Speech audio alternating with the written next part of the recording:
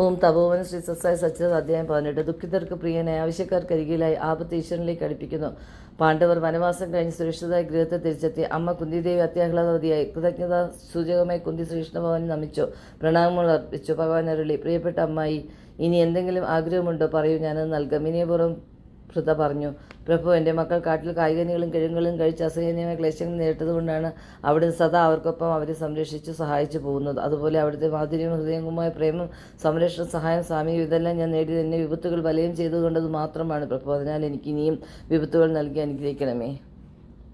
ഇതുപോലെ സ്മരണാർഹമായ ഒരു സംഭവം സത്സായി ചരിത്രവും ബന്ധപ്പെട്ടിട്ടുണ്ട്. ഒരു വർഷം സമ്മർ ക്ലാസ്സുകൾ ഊട്ടിയിൽ നടത്തുവാൻ ഭഗവാൻ നിശ്ചയിച്ചു. വിദ്യാർത്ഥികളെല്ലാം ഊട്ടിയിലേക്ക് കൊണ്ടുപോയി. ക്ലാസ്സുകൾ തീർന്ന് ബാംഗ്ലൂരിലേക്ക് പുറപ്പെടുന്നതിന് തൊട്ടുമുമ്പ് സ്വാമി അവരോട് അരുളി, ഇത്രയും ദൂരം വന്ന സ്ഥിതിക്ക് ഇവിടെയെല്ലാം കറങ്ങി കാഴ്ചകൾ കാണും, ഈശ്വര സൃഷ്ടിയുടെ സൗന്ദര്യം ആവോളം ആസ്വദിക്കും. സ്വാമിയും തങ്ങളുടെ കൂടെ വരണമെന്ന് നിർബന്ധമായ കുട്ടികൾക്ക്, അല്ലെങ്കിൽ ഞങ്ങൾ പോകുന്നില്ലെന്ന് അവർ ശഠിച്ചു. കാഴ്ച കണ്ട് നടക്കുമ്പോൾ സ്വാമിക്കൊപ്പം ഫോട്ടോ എടുക്കാനായിരുന്നു അവരുടെ ആഗ്രഹം. സ്വാമി സമ്മതിച്ചു. ഭഗവാൻ ദോഡാപ്പേട്ടയ്ക്ക് പോകാനായി ബസ് ഏർപ്പാട് ചെയ്തു. സമുദ്രനിരപ്പിൽ നിന്ന് 8000 അടി ഉയരത്തിലുള്ള മനോഹരമായ സ്ഥലമാണിത്. സ്വാമി അവരോട് പൊയ്ക്കോളാൻ നിർദ്ദേശിച്ചു. അവിടെ നിന്നും ഫോട്ടോ എടുക്കാനുള്ള ഏർപ്പാടുകൾ ചെയ്യാമെന്നും അപ്പോഴേക്കും സ്വാമി അവിടെ എത്തിക്കൊള്ളാമെന്ന് അരുളി. അവർ പോയി. കുറച്ചു കഴിഞ്ഞ് സ്വാമി നന്ദാവനം വിട്ടു. കാറിൽ ദൊഡ്ഡാപ്പേട്ടയിലേക്ക് യാത്രയായി. ഭഗവാൻ പോയി കഴിഞ്ഞ് ഉടൻ തന്നെ 2 ചെറുപ്പക്കാർ ദർശനത്തിനായി നന്ദാവനത്തിലെത്തി. സ്വാമി ദൊഡ്ഡാപ്പേട്ടയിലേക്ക് പോയ വിവരം അറിഞ്ഞപ്പോൾ അവർ മോട്ടോർ സൈക്കിളിൽ അങ്ങോട്ട് കുതിച്ചു. സ്വാമിയുടെ സമയം എത്തിച്ചേരാനുള്ള ഉത്കണ്ഠയിൽ സത്യത്തിൽ സ്വാമിയുടെ കാർ മറികടന്ന് ചെല്ലാനായി അവർ വളരെ വേഗത്തിൽ ബൈക്ക് ഓടിച്ചു. സ്വാമിക്കൊപ്പം കാറിൽ യാത്ര ചെയ്യുന്നവർ അത്ഭുതപ്പെട്ടു. അവർ പറഞ്ഞു, ഏതാണ് ഈ യുവാക്കൾ, എന്തൊരു വേഗതയിലാണ് വണ്ടി ഓടിക്കുന്നത്, റൗഡികളായിരിക്കും. ഉടൻ ബാബ അവരെ തിരുത്തി, അരുതരുത്, സത്യം പറയാൻ നിങ്ങൾ ഒരു നിഗമനത്തിലെത്തരുത്. അവർ എന്നെ ദർശിക്കാനുള്ള ആകാംക്ഷയിലാണ്. റോഡിലെ ഒരു വളവിൽ ചെറുപ്പക്കാർ അതിവേഗതയിൽ സ്വാമിയുടെ കാറുമായി വളരെ അടുത്തു. അവരുടെ നിയന്ത്രണം വിട്ട് വണ്ടി മറിഞ്ഞ് താഴെ വീണു. സ്വാമി കാർ നിർത്തിച്ചു. അവിടുന്ന് പുറത്തിറങ്ങി അഴുക്കും പൊടിയും അവരുടെ ശരീരത്തിൽ നിന്ന് തട്ടിക്കളഞ്ഞ് സൗമ്യമായി ശാസിച്ചു, എൻ്റെ കുട്ടികളെ, നിങ്ങൾക്ക് വല്ലതും പറ്റിയോ? എന്തിനാണ് ഇത്ര വേഗതയിൽ ഓടിച്ചത്? നിങ്ങൾ ഇങ്ങനെ മുന്നും പിന്നും നോക്കാതെ പ്രവർത്തിക്കരുത്. നിങ്ങൾ സ്വാമിയെ കാണണമെന്ന് ആഗ്രഹമെങ്കിൽ നന്ദാവനത്തിൽ വരാമല്ലോ. കുട്ടികൾ മറുപടി പറഞ്ഞു, സ്വാമി, അവിടുത്തെ കാണുമ്പോൾ ഞങ്ങൾ വളരെയേറെ കൊതിച്ചു. ഇപ്പോഴത്തെ ഈ അപകടം പറ്റിയതിനാൽ ഞങ്ങൾക്ക് അവിടുത്തെ ദർശനം മാത്രമല്ല സ്പർശനവും സംഭാഷണവും ലഭിക്കുന്നത്. ഞങ്ങളിങ്ങനെ വീണില്ല എന്നെങ്കിൽ അവിടുന്ന് ഇത് പ്രേമത്തോടെ ഞങ്ങളുടെ ശരീരത്തിൽ തലോടുകയില്ലായിരുന്നു, ഇത്ര മധുരമായ അടുപ്പത്തോട് സംസാരിക്കില്ലായിരുന്നു. അതിനാൽ സ്വാമി, അവിടുന്ന് ഞങ്ങൾക്ക് ക്ലേശങ്ങളും എതിർപ്പുകളും എത്രയധികം നൽകിയാലും അവിടുത്തെ ദർശനം, സ്പർശനം, സംഭാഷണം എന്നിവ കനിഞ്ഞേകണേ. ഇത്തരം അനുഗ്രഹം സ്വീകരിക്കാനായി ക്ലേശങ്ങൾ എത്ര വേണമെങ്കിലും അനുഭവിക്കാൻ ഞങ്ങൾ ഒരുക്കമാണ് സ്വാമി. പ്രേമത്തിൻ്റെയും കരുണയുടെയും ഹൃദയസ്പർശിയായ സംഭവം വെച്ച ശേഷം ഭഗവാൻ അരുളി, ഈശ്വര ദൃഷ്ടിയിൽ സുഖദുഃഖങ്ങൾ ഒരുപോലെയാണ്. സമ്പൂർണ്ണ ഹൃദയത്തോടെ ഈശ്വരനെ സ്നേഹിക്കുന്നവൻ മറ്റ് ആഗ്രഹങ്ങളൊന്നും കാണില്ല. ദൃഢവിശ്വാസമില്ലായ്മ മൂലം നശിച്ചുപോയ എത്രയോ ആളുകളുണ്ട്. പക്ഷേ ഒരൊറ്റ വിശ്വാസി പോലും എങ്ങനെയാണെങ്കിലും ഇതേവരെ ഒരിക്കലും ഈശ്വരനാൽ ഉപേക്ഷിക്കപ്പെട്ടിട്ടില്ല. എനിക്കും അവരെ ഭയമാണ്. ഒരു പ്രഭാതം സ്വാമി ദർശനത്തിനായി ഭക്തർ പ്രശാന്തിൻ്റെ ഹാളിലേക്ക് പ്രവേശിച്ചുകൊണ്ടിരുന്നു. ക്രമമായ വരികളിൽ നിശബ്ദമായിട്ടാണ് അവർ നീങ്ങുന്നത്. പ്രവേശന കവാടത്തിൽ നിൽക്കുന്ന ഒരു മഹിളാ വോളണ്ടിയർ വളരെ പരിക്കൻ ഭാവത്തിൽ മര്യാദയില്ലാതെ ധിക്കാരപൂർവ്വം വാക്കുകളിൽ ഭക്തരെ അകത്തേക്ക് ഉന്തിത്തള്ളി വിടുകയാണ്. പല സ്ത്രീകൾക്കും അവരുടെ പെരുമാറ്റത്തിൽ നൊമ്പരമായി. അവരിൽ ഒരാൾക്ക് മനസ്സിൽ വളരെയേറെ മുറിപ്പെട്ടു. പ്രശാന്ത് നിലത്ത് വരുന്നത് മനസ്സമാനത്തിന് വേണ്ടിയാണ് അവർ ചിന്തിച്ചു. പക്ഷേ ഈ വിവേചനാശക്തിയില്ലാത്ത സേവിക മനസ്സിൽ കൂടുതൽ അസ്വസ്ഥമുണ്ടാക്കുന്നു. സ്വാമി ഇക്കാര്യം അറിയിക്കണമെന്ന് അവർ തീരുമാനിച്ചു. അവരുടെ ഭാഗ്യത്തിന് സ്വാമി ഇൻ്റർവ്യൂ നൽകി. കൂടെ നിറച്ച് സ്ത്രീകളും ഉണ്ടായിരുന്ന ഈ ഉദാത്ത അവസരം തൻ്റെ വ്യക്തിപരമായ കാര്യം പറയുവാനായി അവർക്ക് ഉപയോഗിക്കാമായിരുന്നു. പക്ഷേ അവർ തൻ്റെ മനസ്സിൽ പുകഞ്ഞിരുന്ന പ്രശ്നം വോളണ്ടിയറുടെ അപമര്യാദ പുറത്തുവിടുകയാണ് ചെയ്തത്. ഇൻ്റർവ്യൂ മുറിയിൽ കാലുകുത്തിയ നിമിഷം അവർ പൊട്ടിത്തെറിച്ചുപോയി. സ്വാമി സ്ത്രീകളുടെ ഭാഗത്ത് നിൽക്കുന്ന ആ വനിതാ വോളണ്ടിയറെ ശ്രദ്ധിച്ചിട്ടുണ്ടോ? അവർ വളരെയേറെ സംസാരിക്കുന്നു, പരിക്കനായി സംസാരിക്കുന്നു. ഈ പവിത്രമായ സ്ഥലത്ത് നിന്ന് അവർ ഞങ്ങളുടെ മനഃശാന്തി നശിപ്പിക്കുകയാണ്. എന്തിനാണ് അവരെ പ്രവേശനത്തിൽ തന്നെ ഡ്യൂട്ടിക്ക് നിർത്തിയിരിക്കുന്നത് സ്വാമി? ഈ ശകാവർഷത്തെ കേട്ടുകൊണ്ട് കഴിഞ്ഞപ്പോൾ സിംഹാസനത്തിരുന്ന സ്വാമി അല്പം മുന്നോട്ട് കുനിഞ്ഞുകൊണ്ട് അവരോട് മെല്ലെ പറഞ്ഞു, ആരും, ഞാൻ നിന്നോടൊരു സ്വകാര്യം പറയും, എനിക്കും അവരെ ഭയമാണ്. സ്വാമിയുടെ ഭദ്രമായ രഹസ്യം കേട്ടപ്പോൾ ഭക്തർ അത്ഭുതപ്പെട്ടു. പക്ഷേ ആഹ്ലാദത്തിലെ ചിരിയും തുടങ്ങി. ആ മുറി മുഴുവൻ ചിരി അലയടിച്ചു. അവരുടെ പിരിമുറുക്കം അയഞ്ഞു. ഇവിടെ വളരെ അർത്ഥവത്തായ ഒരു ആധ്യാത്മിക പാഠം ഭഗവാൻ തൻ്റെ ഭക്തർക്ക് നൽകുന്നു. പരിക്കൻ സ്വഭാവത്തിന് ഉടമയായ സേവികയെ സ്വാമി പറഞ്ഞു വിട്ടിട്ടില്ല. അതേസമയം നൊമ്പരപ്പെട്ടിരുന്ന ഭക്തിയെ തൻ്റെ നർമ്മബോധത്തിൽ സ്നേഹത്താൽ ശാന്തിയാക്കി ആശ്വസിപ്പിച്ചു. ബാബ തൻ്റെ എല്ലാ ഭക്തന്മാരെയും ഉദ്ബോധിപ്പിക്കുന്നു.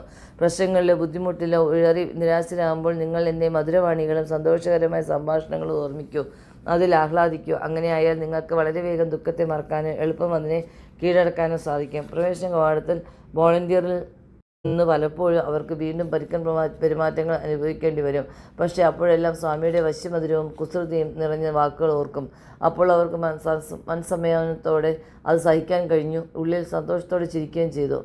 ജീവിത പ്രശ്നങ്ങളിൽപ്പെട്ട് ഉഴലുമ്പോൾ സ്വാമിയുടെ ദിവ്യവാണികൾ, ഉപദേശങ്ങൾ, ഉപമകളും കഥകളും ഓർമ്മിക്കൂ. കാറ്റടിച്ച് കരിമേഘങ്ങൾ അകലുന്നതുപോലെ നിങ്ങളുടെ പ്രശ്നങ്ങളും തൂത്തെറിയപ്പെടും. അനശ്വരവും സർവ്വലൗകികവുമായ പരമസത്യം മനോരൂപം പൂണ്ട് അവതരിച്ച് സത്യസ്വരൂപനായ അനന്തവും അവബോധവുമായ സീമാതീത കാരുണ്യ സ്വരൂപനായ ഭഗവാൻ ശ്രീ സത്യസായി മാനവവംശത്തെ ദിവ്യാനന്ദം വർഷിച്ചുകൊണ്ടിരിക്കുന്നു. ദുസ്തരമായ ജനനമരണ സാഗരം എളുപ്പം താണ്ടാൻ മനുഷ്യകുലത്തെ പ്രാപ്തമാക്കുന്നു. നവവിധ ഭാഗവത തത്വപ്രകാരം ശ്രവണം, കീർത്തനം, സ്മരണം, പാദസേവനം, വന്ദനം, അർച്ചനം, ദാസ്യം, സഖ്യം, ആത്മനിവേദനം ഇവയാണ് നവവിധ ഭക്തി. ഈശ്വരനിൽ വിലയം പ്രാപിക്കുവാൻ നയിക്കുന്ന പടികൾ പോലെയാണിത്. പ്രശാന്ത നിലയം ദർശിക്കാനെത്തുന്ന ആയിരക്കണക്കിന് ഭക്തന്മാരുടെ അനുഭവങ്ങൾ തന്നെ നമുക്ക് ഉദാഹരണമായി എടുക്കാം. പ്രഥമമായി നാം എല്ലാം ഭഗവാൻ ശ്രീ സത്സായിയെക്കുറിച്ച് ധാരാളം കേൾക്കുന്നു. അനന്തപുർ ജില്ലയിലെ പുട്ടപർത്തി എന്ന പവിത്ര സ്ഥലത്ത് ശ്രീ സായി വസിക്കുന്നു. എന്നും രാവിലെയും വൈകുന്നേരം സായി പൊതുജനങ്ങൾക്ക് ദർശനമേകുന്നു. നീളമുള്ള ചുവന്ന അങ്കിയാണ് അവിടുന്ന് ധരിച്ചിട്ടുള്ളത്. വളരെ വ്യത്യസ്തമായ മുടി കിരീടം കാണികൾക്ക് അവിടുന്ന് ആകർഷണ ശക്തിയുള്ള ദിവ്യദർശനം സമ്മാനിക്കുന്നു. നാം ഇങ്ങനെയും കേൾക്കുന്നു. ഭഗവാന്റെ ദർശനം ഒന്നു മാത്രം വിവരണാതീതമായ സന്തോഷം നൽകുന്നു. അവിടുത്തെ വെറുമൊരു സ്പർശനം, വാക്ക് എന്നിവ കൊണ്ട് മാത്രം സമസ്ത ക്ലേശങ്ങളിൽ നിന്ന് മുക്തി ലഭിക്കുന്നു. എന്തും ഏതും തൻ്റെ ശസ്ത്രചലനത്താൽ ഭാവ സൃഷ്ടിക്കുന്നു. ഏത് രോഗവും സുഖപ്പെടുത്തുന്നു. ഇങ്ങനെയും നാം കേൾക്കാറുണ്ട്. ഇത്തരം നൂറ് അനുഭവങ്ങൾ എല്ലാ ഭാഗത്തു നിന്നും നാം കേൾക്കുന്നു. ഇതാണ് ആദ്യപടി, അതായത് ശ്രവണം. തിരിച്ച് വീട്ടിലെത്തി കുടുംബാംഗങ്ങളെല്ലാം ഒന്നിച്ചിരുന്ന് തങ്ങളുടെ അനുഭവങ്ങൾ പങ്കെടുത്തു. നീ ഇത് കേട്ടുപോ, ആ ലീലയെക്കുറിച്ച്, അത്ഭുതത്തെക്കുറിച്ച് അറിഞ്ഞില്ലേ? ശ്രീ സത്സായി ബാബ ഈശ്വരാവതാരം തന്നെ. അവർ പറയുന്നു, അവിടുന്ന് കരുണാസാഗരൻ, സ്വാമി കൃപാസ്വരൂപൻ, പ്രേമസ്വരൂപൻ. ഇതിനൊക്കെ ഉദാഹരണമായി നാം ഓരോ സംഭവങ്ങളും സ്മരിക്കുന്നു. അവിടുത്തെ മഹിമ നാം പാടുന്നു. ഇത് രണ്ടാമത്തെ പടി, കീർത്തനം. പുട്ടപർത്തിയിലേക്ക് പോകാനും സ്വാമിയെ ദർശിക്കാനുമുള്ള തീവ്രമായ ആഗ്രഹം നമ്മിൽ വളരുകയായി. മനം സ്വാമിയാൽ നിറയുന്നു. ഭഗവാന്റെ ദിവ്യലീലകളും മഹിമകളും വിസ്മയാധീനരായി പ്രതീക്ഷയുടെ ആദ്യമമായ സന്തോഷത്തോടെ സ്മരിക്കുന്നു. ഉറങ്ങുമ്പോൾ നാം സ്വാമിയെ സ്വപ്നം കാണുന്നു. ഉണരുമ്പോൾ സ്വാമി സ്മരണയിലെത്തുന്നു. ഇതാണ് മൂന്നാമത്തെ പടി, സ്മരണം. അങ്ങനെ അനുഗ്രഹിക്കപ്പെട്ട ഒരു ദിവസം നമ്മൾ പർത്തിയിലെത്തുന്നു. ദർശനത്തിനിരിക്കുന്ന വിഭു മെല്ലെ ഒഴുകി അഗ്നിപ്രഭയാളുന്ന ശോഭയുടെ വർണ്ണത്തോടെ അരികിലെത്തുന്നു. നമ്മുടെ മുന്നിൽ നിൽക്കുന്നു. ആദ്യമമായ ആഹ്ലാദത്തിൽ നാം നമ്മെ മറക്കുന്നു. അവിടുത്തെ ഉപചാരപൂർവ്വം ആംഗ്യത്തോടെ വന്ദിക്കുന്നു. തൃപ്പാദങ്ങൾ സ്പർശിച്ച് കണ്ണിൽ തൊടുന്നു.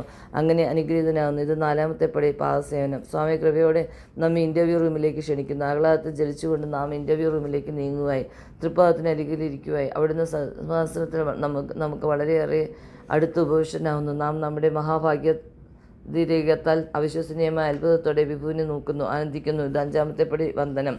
ഭഗവാൻ ശ്രീ സത്സായി തൃപ്പാദ കമനങ്ങളിൽ നാം പൂക്കൾ അർപ്പിക്കുന്നു. ഭഗവാൻ നമ്മോട് അരുളുന്നു, ബംഗാരു, പെട്ടെന്ന് വാടിപ്പോകുന്ന ഈ പൂക്കൾ ഞാൻ ആഗ്രഹിക്കുന്നില്ല. എനിക്ക് വേണ്ടത് മറ്റൊരു പുഷ്പമാണ്, നിൻ്റെ ഹൃദയമാകുന്ന പുഷ്പം. സ്വാമിയുടെ തേനോലുന്ന ശബ്ദം കേൾക്കുമ്പോൾ 1000 വാദ്യങ്ങൾ നമ്മുടെ അന്ധകരണത്തിൽ നാദമുതിർക്കുന്നു. ഇത് ആറാമത്തെ പടി, അർച്ചനം. അതിനുശേഷം ഭഗവാൻ തൻ്റെ ശീതളമേറിയ ഉന്മേഷം പകരുന്ന കടാക്ഷം നമുക്കേകുന്നു. വശ്യമായ പുഞ്ചിരി കൊണ്ട് ചോദിക്കുന്നു, ബംഗാരു, നിനക്ക് എന്ത് വേണം? നാം മറുപടി പറയുന്നു, സ്വാമി, അവിടുന്ന് കരുണാപൂർവ്വം കഴിഞ്ഞാൽ ഞങ്ങളിവിടെ താമസിച്ച് സേവിച്ചു കൊള്ളാം. സ്വാമി തിരക്കുന്നു, നീ എന്താണ് ഇവിടെ ചെയ്യുക? അവിടുന്ന് കൽപ്പിക്കുന്നത് എന്തും സ്വാമി. നാം പറയുന്നു, ഇതാണ് ഏഴാമത്തെ പടി, ദാസ്യം. കുറച്ച് സംഭാഷണം കഴിയുമ്പോൾ നാം ആത്മവിശ്വാസം വർദ്ധിച്ചവരും കുറേ കൂടി ശക്തരുമാവും. സ്വാമിയോട് കുറച്ചുകൂടി അടുപ്പം ഉണ്ടാവും. സൗഹൃദം നാം പരിപോഷിപ്പിക്കും. നാം നമ്മുടെ പ്രശ്നങ്ങൾ അവരുടെ പറയും. സ്വാമി നമുക്ക് ഉറപ്പ് നൽകുന്നു, ബംഗാരു, ഞാൻ ഇവിടെയുള്ളപ്പോൾ നീ എന്തിനെ ഭയക്കുന്നു? ഞാൻ നിൻ്റെ ഗൃഹത്തിലുണ്ട്. ഞാൻ സദാ നിനക്ക് പുറകിലുണ്ട്. ഞാൻ എപ്പോഴും നിൻ്റെ വശങ്ങളിലുണ്ട്. അപ്പോൾ എന്നെ ആവശ്യമുണ്ടോ? എപ്പോൾ നിനക്കെന്നെ കാണാം. ഞാൻ നിന്നെ സദാ സംരക്ഷിച്ചു കൊള്ളാം. ഇത്തരം സുഹൃത്ത് ബന്ധം നമുക്ക് വളരെയേറെ ആത്മവിശ്വാസവും ധൈര്യവും നൽകുന്നു. ഇത് എട്ടാമത്തെ പടി, സഖ്യം. കുറച്ച് ദിവസം കഴിഞ്ഞ് ഭഗവാൻ നമ്മളോട് വീണ്ടും ചോദിക്കും, നിനക്ക് എന്താണ് ആഗ്രഹം? അപ്പോൾ ഈ മറുപടി പറയാൻ കഴിയുന്ന അവസ്ഥയിലേക്ക് നാം എത്തിച്ചേരും.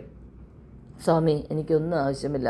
ഞാൻ പൂർണ്ണമായി അവിടുത്തേതാണ്. എന്നെ അവിടുത്തെ ഉപകരണമായി ഉപയോഗിച്ചാലും ഞാൻ ആ തൃക്കൈയിലെ വെറുമൊരു ഉപകരണം മാത്രം. ഇതാണ് 9ാമത്തെ പടി, ആത്മനിവേദനം. ഭഗവാൻ അരുളുന്നു, നീ ചോദിക്കുന്നത് എന്തും ഞാൻ ആദ്യം നൽകും. പിന്നീട് ഞാൻ നിനക്ക് എന്ത് നൽകുവാനാണോ വന്നത് അത് ചോദിപ്പിക്കും. പരിസമാപ്തി. ഭഗവാൻ ശ്രീ സത്സായി ബാബയുടെ ജഗദീശ്വരൻ്റെ കേവല തത്വത്തിൻ്റെ അവതാരത്തിൻ്റെ അനന്ത കരുണാസ്വരൂപൻ്റെ ദീനജന സംരക്ഷകൻ്റെ പാവനചരിതം ഇവിടെ പൂർത്തിയാവുന്നു. ഇല്ല, അതൊരിക്കലും തീരുന്നില്ല. അത് തുടരുന്നു.